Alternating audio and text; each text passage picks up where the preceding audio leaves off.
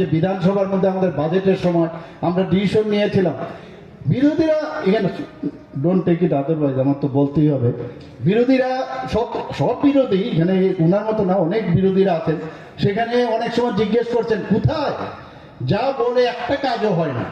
আর আমরা সেই বিধানসভার মধ্যে আমি বলেছিলাম যে আমরা যে প্রতিটা 8টা ডিস্ট্রিক্টের মধ্যে এই যে ডি এডিকশন সেন্টার আমরা করব, আজকে আমাদের বাজেটের মাধ্যমে যেটা বলেছি সমস্ত ডিস্ট্রিক্টে আমরা একটা করে এইভাবে আজকে যে এখানে মানে ভূমি পূজন হলো সেই ডি এডিকশন সেন্টার এখানে খোলা হচ্ছে। বন্ধুগণ, আজকে এখানে আরেকটা জিনিস আমি দেখলাম যে এখান থেকে প্রোগ্রাম সেরে এখানে আমাদের সবার যাকে সবসময় আমরা এই দেশকে রক্ষা করার জন্য যিনি বলিদান হয়েছেন সেই সুভাষ পার্কে বলা হয়েছে, এখানে ওনার একটা মানে অর্ধবয়ব একটা মূর্তি সেখানে আজকে উদ্বোধন করব আমরা।